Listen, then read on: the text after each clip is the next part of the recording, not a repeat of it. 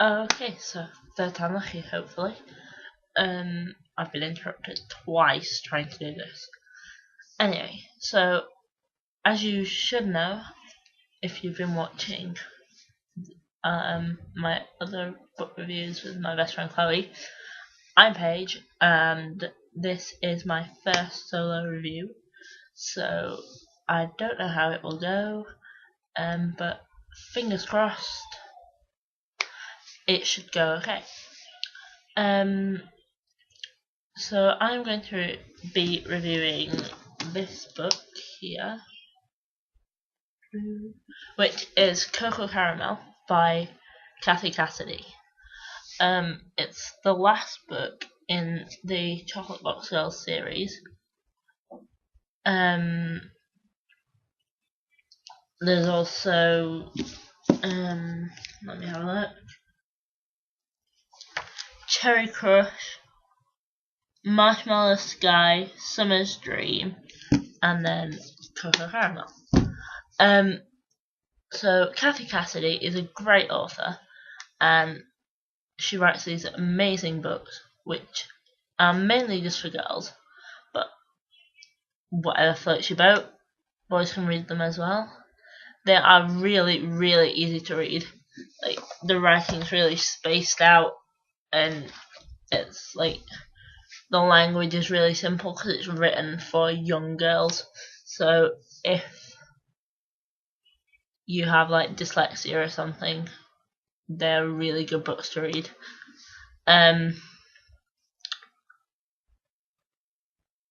Also, the thing I love most about these books is that I can really relate to the characters. Like Coco most of all, who's the main character in this book, but all the others as well in their own little way.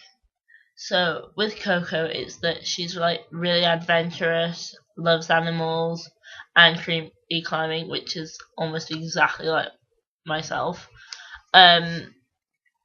She also sort of like acts without thinking of the consequences, or without thinking, and then she does think, but she doesn't really care about consequences because it means that she can try to prevent something from that she thinks is wrong from happening.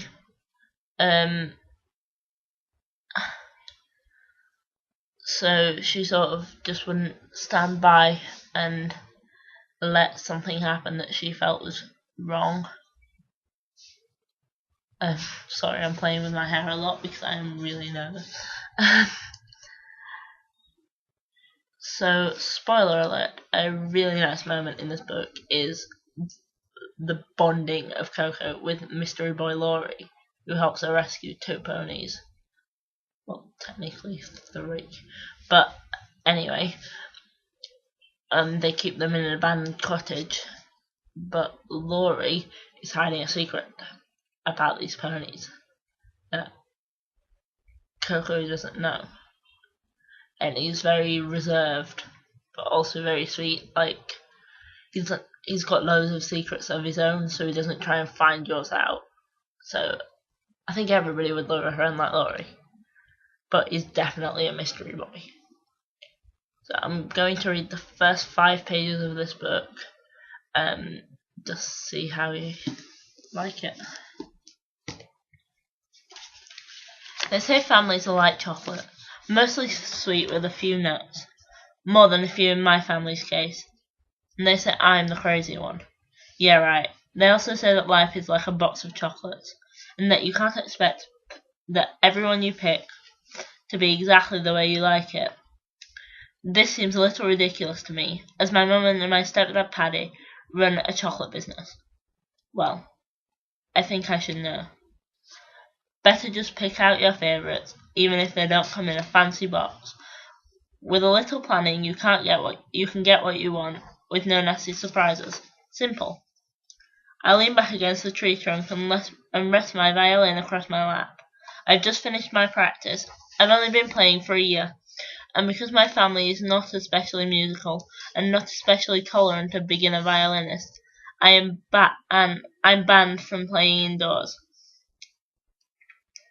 Our house, Tanglewood, is a B&B, And Mum says my playing music might disturb the guests, and that she cannot afford to lose custom because of it. This shows you the kind of thing I have to put up with, because only 1 or 2 guests actually complained, and that was ages ago, when I was just starting out. These days I'm lots better, and my playing sounds nothing at all like cats being strangled. The B&B business is winding down a little lately, now that the chocolate business is taking off.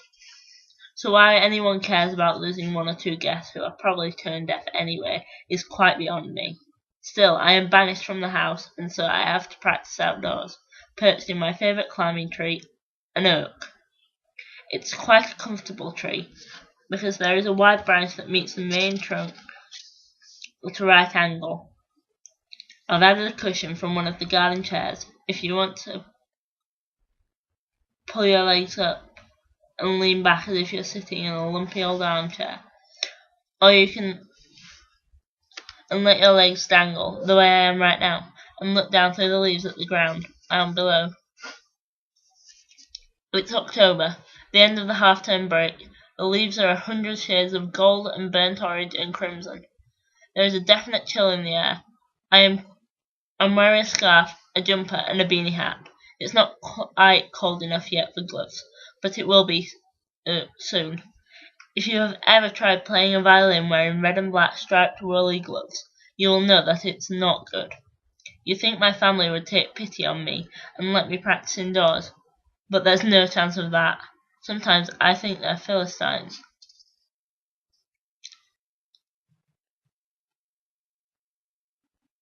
My friends at school think my family is cool, but they don't know the half of it. Mum and Paddy are always hassled and busy, juggling the B&B stuff with the chocolate orders, and the new truffle idea, and designs for the hand-painted boxes, and having 4 sisters. Well, that can be seriously hard work, especially when you are the youngest. Like I said, my family is mostly nuts. Honey, my eldest sister, is definitely more sour than sweet. She looks cute on the outside, but inside she's pure rebel. It's like she has no limits, no rules. She accidentally caused a fire back in the summer, and tried to run away. A few weeks after, she stayed out all night and skipped the first days of school. Everyone thought she'd run away again, and the police and social services got involved. Scary stuff. Honey seems to have quietened down again now, but for how long?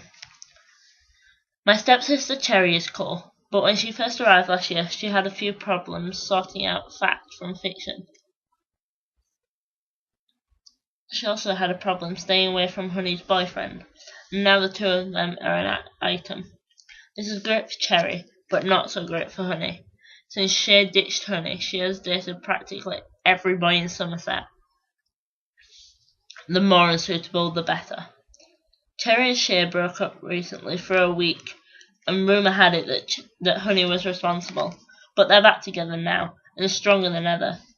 Don't get me wrong, I like Cherry a lot, but still, I can't help wishing she hadn't fallen for Shea Fletcher. So my sister Sky likes to dress in dead girls' clothes, or vintage, as she calls it. Last year she had a crush on some imaginary ghost boy. This year she has a long-distance boyfriend up in London, and they're always writing and texting and emailing. If you want my opinion, I think she should have stuck with the ghost boy. As for Summer, Sky's twin, I used to think she had it all. Looks, talent, popularity, big dreams, determination.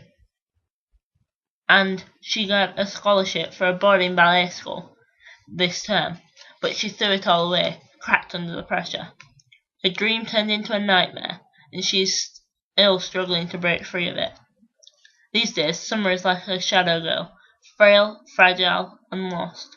She picks at her food as if she thinks it could be poisoned, and we have to creep around her pretending nothing is wrong when we all know that things are very wrong indeed. Summer hangs out the whole time with Alfie Anderson, who is a million miles from cool. The kind of boy who puts salt instead of sugar in your hot chocolate and thinks it's funny. I really don't. I have no idea what Summer sees in him. Boys are nothing but trouble.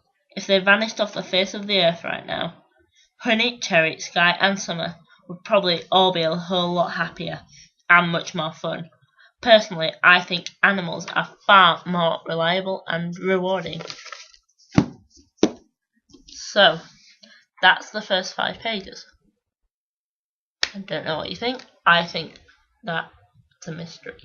Anyway, that's it from me. Until next time.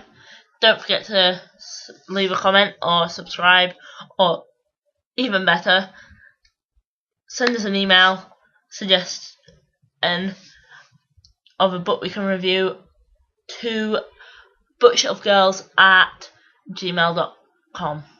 You will find that email on the screen somewhere. You'll find it. Okay, bye.